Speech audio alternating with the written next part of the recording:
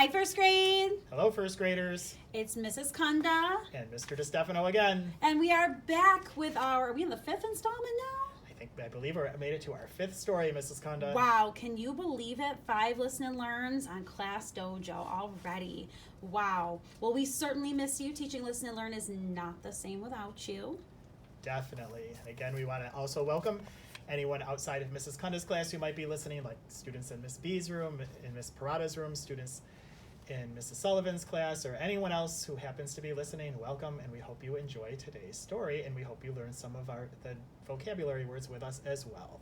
All right. Well, speaking of vocabulary, do you want to hop into the vocabulary and then review fairy tales, Mr. Stefano? Yes. Why don't we do that? We've got a lot of vocabulary, which is why we're going to start off with it, because we were going to review all the vocabulary from our past lessons. You ready, first grade? All right, so we're going to start with wisdom. So if you remember, wisdom is knowledge or having sound judgment of something. So for example, if you have a lot of wisdom, you'd probably make some really great choices. So point to your head to show some wisdom. Next is the word prick, so that's to make a small hole or a cut with something that's pointed. So for example, in the story Sleeping Beauty pricked her finger on the spindle and she fell asleep for 100 years. The next word is enchanted, and so that's to be under a magic spell. So Sleeping Beauty was under a magic spell when she fell asleep for 100 years. So wave your invisible wand to show enchanted. Speaking of enchanted, another word is spell. So this is a word or a group of words that are believed to have magical powers. So point to your mouth and then wave that magical wand again.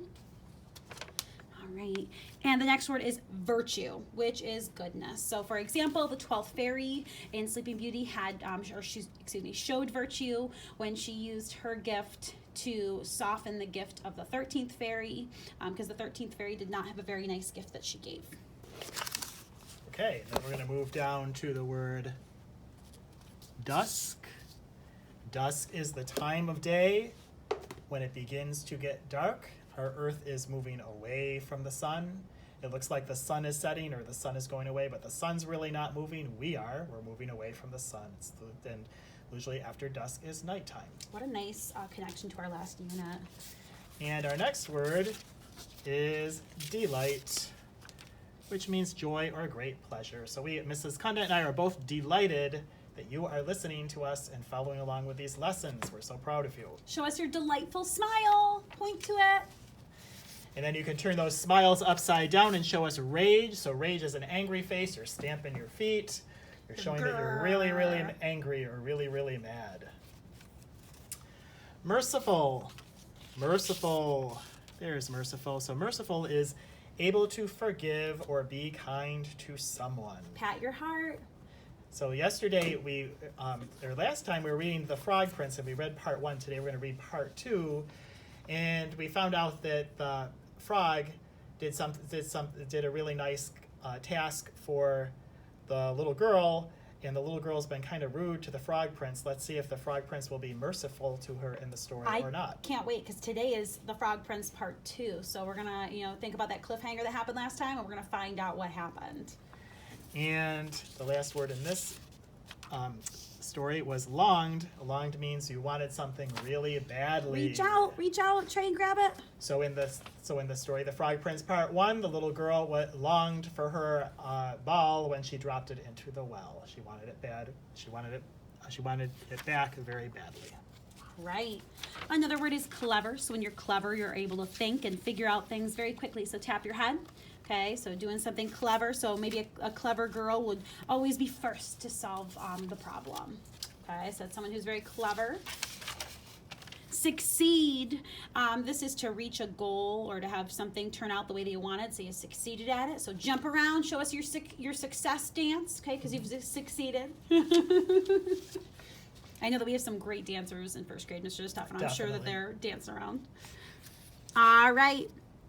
The next word is pity. So this is the feeling of sympathy or sadness for someone who's very unhappy. So show us a sad face and point to someone else. So you're actually, having a feeling of sympathy for them. Okay, you're able to feel. So you often feel sad because maybe something bad happened to somebody else, or maybe somebody else is sad about something, and you're showing that you're sad too. You're sad for them. You feel sorry. All right, this next word is boasting. So this is bragging or telling people about something in a very proud way. And like Mr. Stefano has said the past couple times, I think you've had this word the past couple times, so. Mr. Stefano, is that this isn't always a positive trait. This is typically negative, because when you're boasting, you're not being mindful of other people's feelings. You might be saying, I'm the best dancer, or I'm the best at this. And that might make other people feel bad. Okay, so having confidence is just being sure that you can do something, but boasting is bragging. So that's very different. So be careful with those two.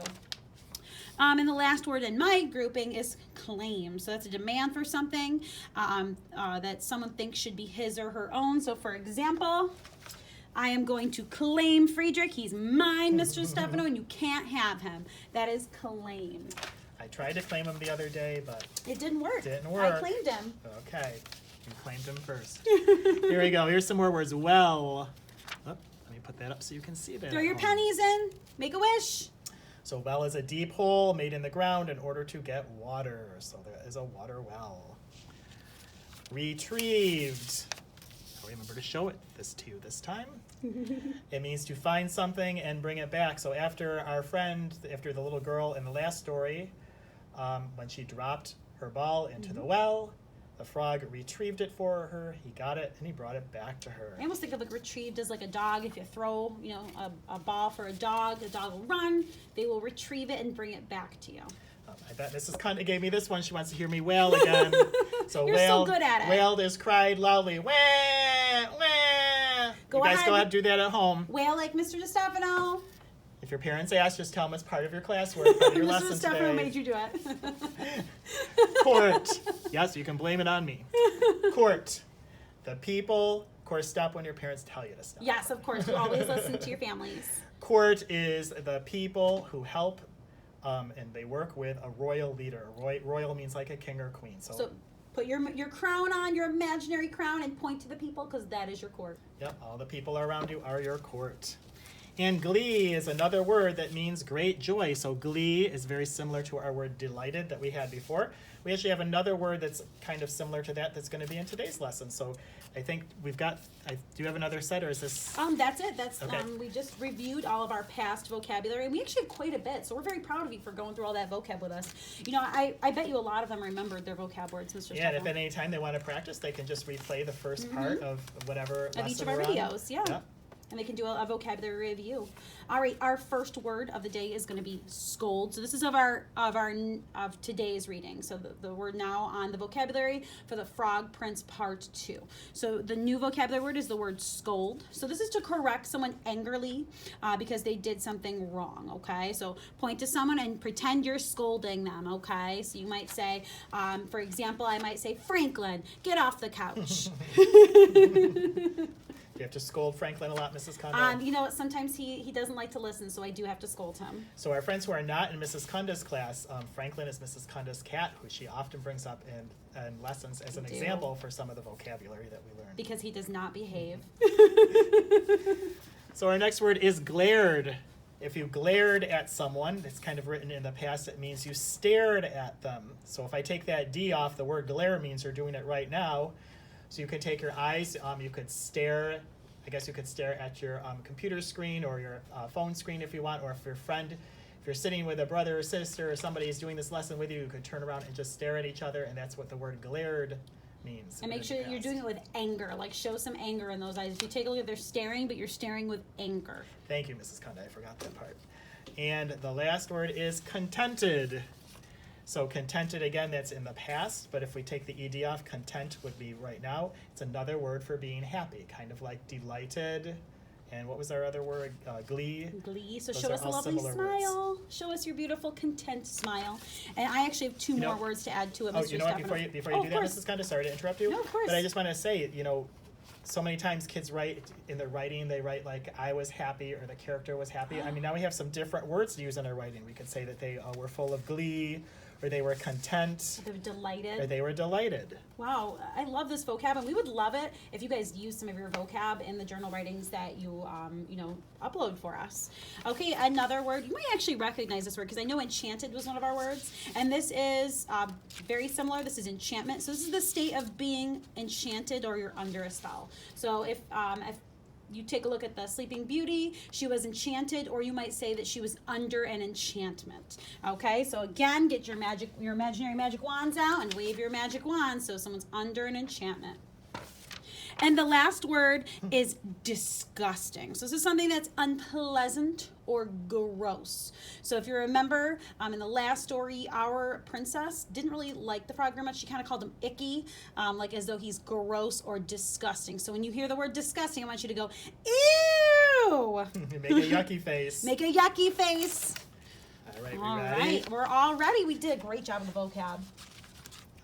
Oh, you know what? Let's hop into our journal entry as well. So the journal entry for today is how did the princess change from the beginning of the story to the end? So I want you to think about how the princess was at the beginning of the story, and you could even go back to the Frog Prince Part 1 and think about how she was there, and then think about how she changed and how she is at the end of the story. So I even gave you 2 sentence starters this time.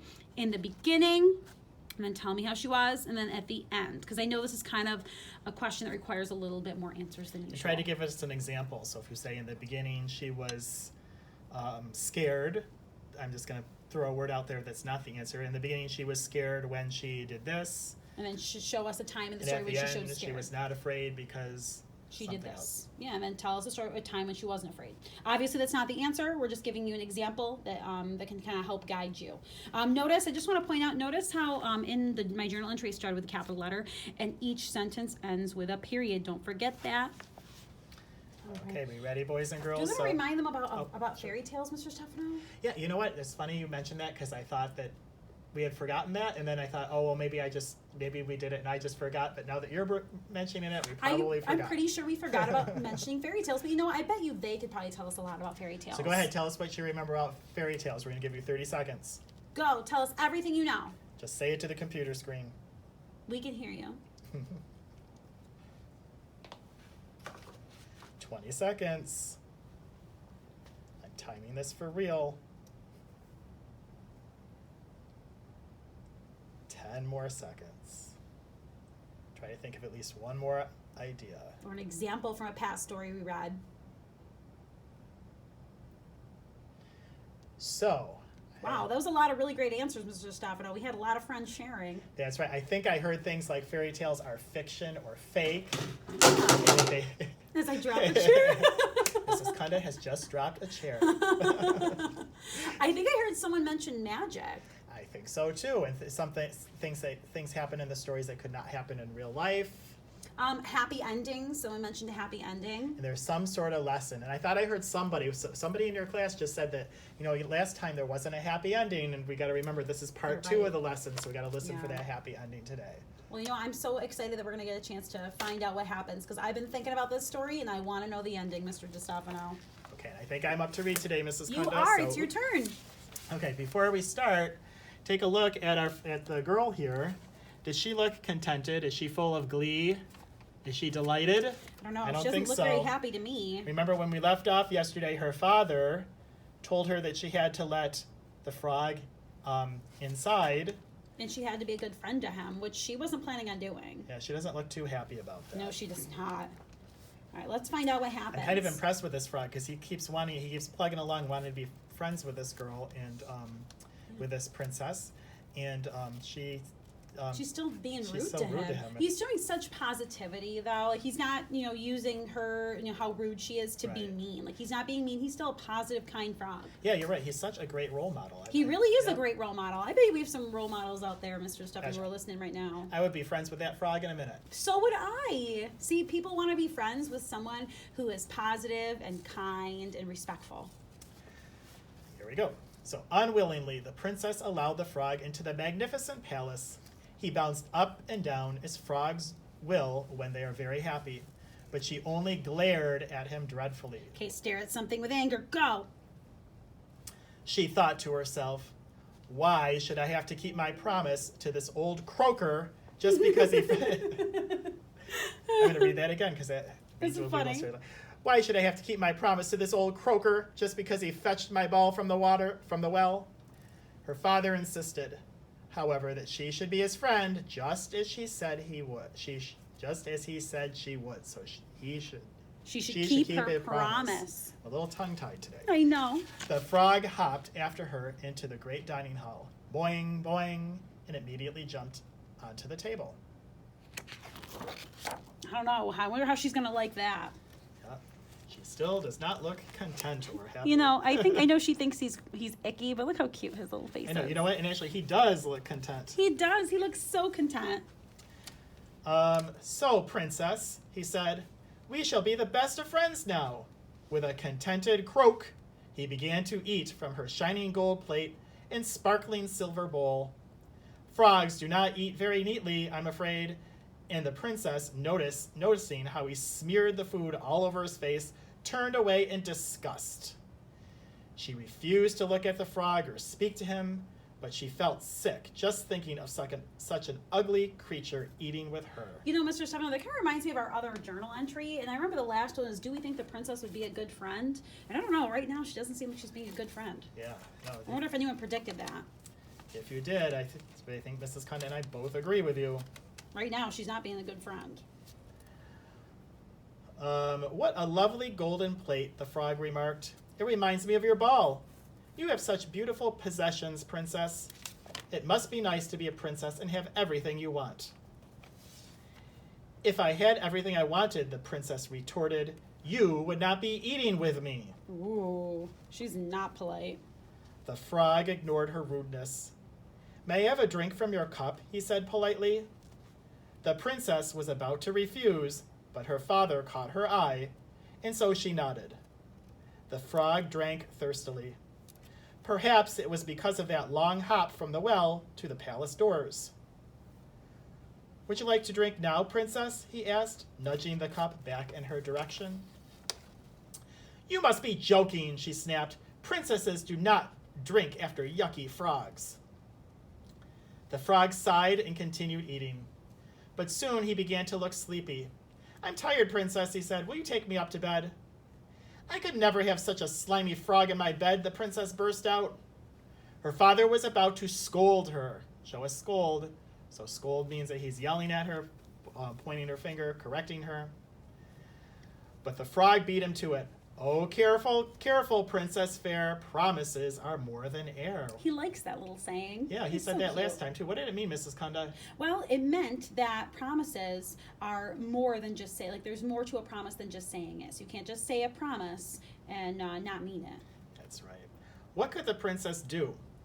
She had promised. So she ran up the stairs to her bedroom, and all the way up she could hear the frog hopping behind her. Boing, boing, and leaving little muddy footprints. Splish, splash on the castle floor.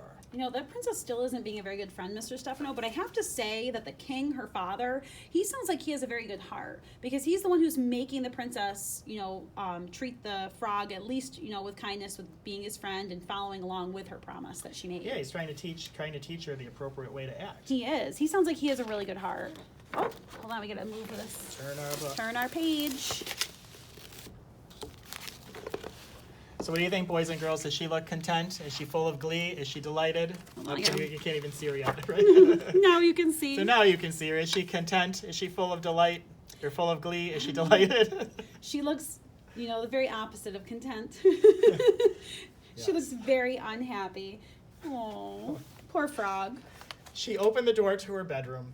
The beautiful princess and the ugly frog stood in the doorway looking at the princess's lovely room, hung with silk curtains, beautiful paintings, and jeweled lamps. A thick, soft goose feather quilt lay across her cozy bed, and a full, plump pillow waited to support the princess's pretty head. Wow, so does the princess have a lot of nice things? She does. She seems to have a lot of nice possessions. Yeah, she does seem to have a lot of nice possessions. I wonder if she'll share them. So what do you think? Based on what we know about the princess so far, do you think she's going to be willing to share? I don't know. I mean, based on what I've seen before with this princess, I don't think she's going to be very nice to him. She's not showing kindness. I think she's only going to share if her father tells her she has to. Yeah, I think so too. Let's find out if we're right. The princess left the frog at the door and climbed into her beautiful bed. She wished the frog would go away, but he sat on the floor looking up at her. I want to sleep on your pillow, the frog said decidedly. The princess shook her head. No, please. You can sleep anywhere you want, just not on my bed. Please. You are just too disgusting. and you will leave slime on my pillow. Remember, disgusting means gross. Ew!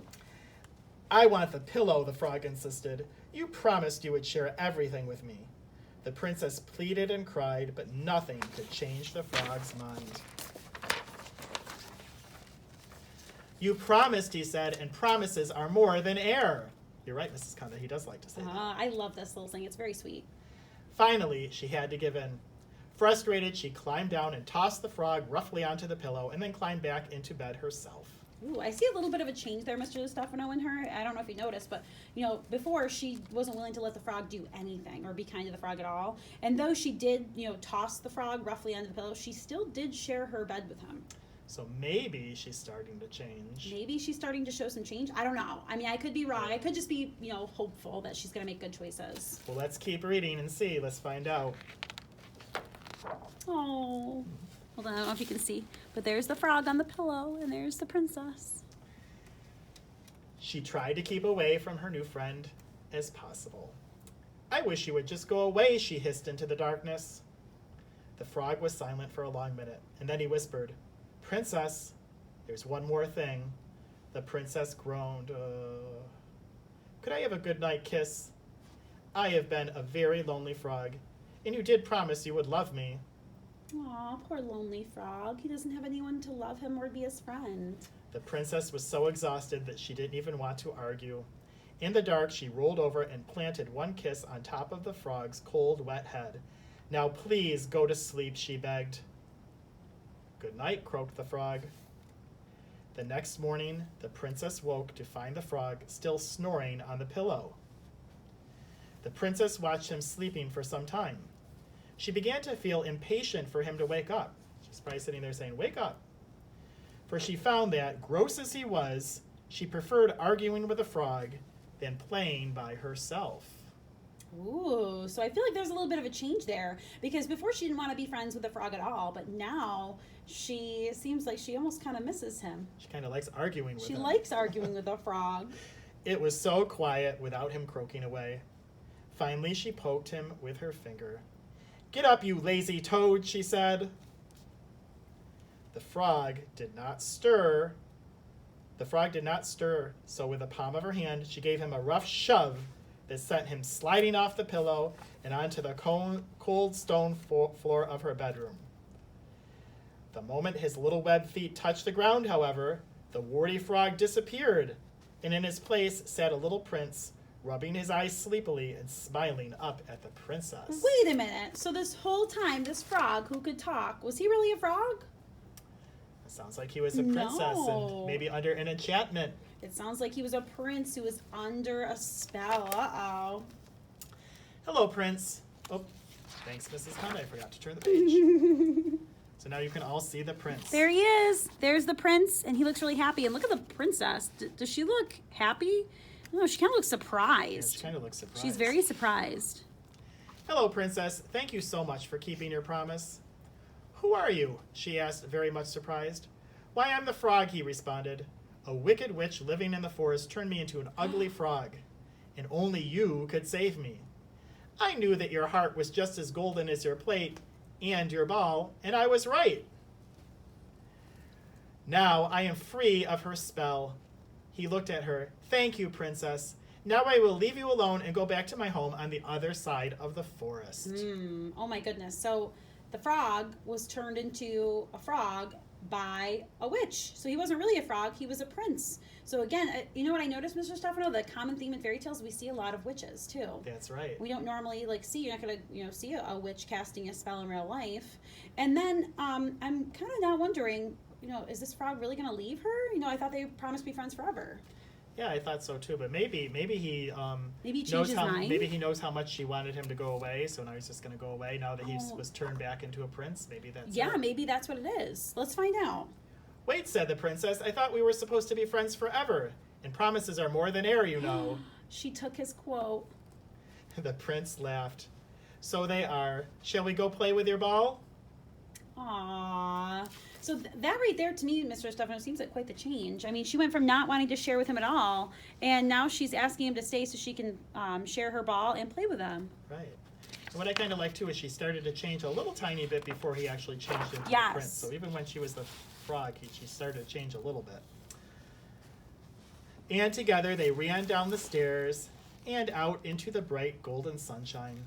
They were friends forever afterward, and when they were quite grown up, they were married with great celebration and joy. They invited the entire kingdom to their wedding, not to mention a number of frogs that the prince had met during his long enchantment. So they're his frog friends. So his frog friends. They lived happily ever after, of course, and the princess was always glad that she had kept her promise. Wow. So do you think it's important to keep your promises? I think so. I think so. Looks like good things happen to people who keep their promises. It does. Even if they don't want to keep their promises. Sometimes it might be normal that we might make a promise and then not want to keep it, but it's really important that we keep it. It's really important that we keep it. All right, so I want to know, were your predictions about what would happen true about the princess? Remember how we asked last time, was the princess, would she be a good friend? What did you predict? Because if you predicted that she would be a bad friend, you were kind of right in the beginning. And if you predicted that she was going to be a good friend, you were all right, because at the end she was a good friend. Oh. Okay, and then our next question, we talked about this before when the frog says, "Oh, careful, careful, Princess Fair, promises are more than air." It means you can't just say your promises, you have to follow through.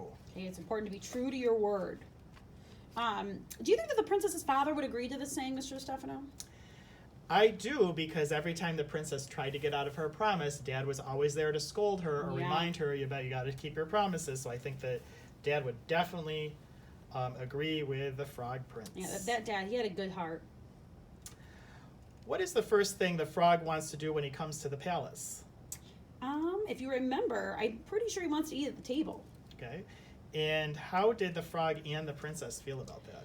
Well, if you remember, the frog, he was really what? Content. That word content. He was very happy, but the princess was disgusted. She thought he was disgusting. Ew! All right, what is the final thing? I'm sorry. What's the next thing that the frog wants to do? He wants to go to sleep in the princess's bed. And how does that go? She doesn't want him in her bed, but the frog insists, and she finally agrees. Oh. What is the final thing the prince wants before going to sleep? Oh, he wants a goodnight kiss. And how did that go? Well, the princess, she was really sleepy, and she seems to be, warming up a little bit more to this frog. So she gave him a goodnight kiss, and she kept her promise. Do you think the frog is taking advantage of the princess' promise and her father's rule just to get what he wants? I don't know, because he did do something really nice for her, so I don't think he's rude for expecting, someone to keep their promise. Right, I think he just generally wants a friend. Yeah. And I think now that we learned that he was under a spell, Yeah. that he probably wanted, he helped the princess, so now he kind of wanted to be free from the spell. It must be really lonely being a person who's turned into a frog. And if you think about it, after he became a prince again, he was ready to leave like the princess wanted. So once he kind of got what he needed, he was ready to go. But it was the princess who wanted him to stay behind. I know. All right, so what happens when the frog slides from the pillow onto the floor? You guys should all know this. That's right, he turned into a prince. Did this fairy tale have a happily ever after ending? Of course it did. How do you know? They got married. They got married, and they became friends right afterward, and then eventually they got married. And that seems like we said before, that's a fairy tale theme, that they have a happy ending. So what parts of the story are... Good afternoon, custodial or any other staff that's in the building. If anyone is interested, there is a dozen of Dunkin' Donuts left in the office suite on the Sorry, counter. boys and girls, there's an We're gonna announcement leave them going on, for and we can't whoever would talk like them. over They were it. donated by a teacher this morning. Have a great day. We are leaving. Bye. Okay, and if you heard that, there's no donuts in the office by the time you heard this. It's like a few days have gone by. Many days have gone by since this video. That means that we should also start finishing up our lesson as well, boys and girls. That's right. So let's... Did we say happily ever after? Oh, and that we were talking that happily ever after seems to be a theme with fairy tales. Mm-hmm. And then the parts of the story that could really happen, the ball could really fall in a well, the king and princess could live in a palace with nice possessions, and the parts that are fantasy is there's a talking frog, the frog turning into a prince. The other things maybe you can talk about with your family, do you think it's important to always keep your promises? Why or why not? Yeah, so that's something you could definitely talk about as a family. All right, do we want to hop into our journal question again? Yeah, would be great, Mrs. Condon. All right. So this is what we would like you to answer now. So how did the princess change from the beginning of the story to the end of the story? Now, we gave you a sentence starter for this because it's kind of a longer question, that there's a lot more that we want in the answer than usual. But so I want you to tell me, what was the princess like in the beginning? And then what was she like in the end? And then tell us how you know, okay? And then feel free to take a picture and upload it on Class Dojo. We would love to see your work. Draw us a beautiful picture. You can draw yourself an adorable frog. You can even write your answer in the comments or message us through the Class Dojo Messenger, because we would just love to know that you're watching this, and let us know your answers. Again, thank you for listening in. We hope you'll listen in in the future, and you know we miss you, and we hope all is well with you and your family. Yes, we do. Make sure that you're making great choices at home. Be kind to your family, and know that we miss you very much. We'll hopefully see you very soon. Bye, first grade. Bye.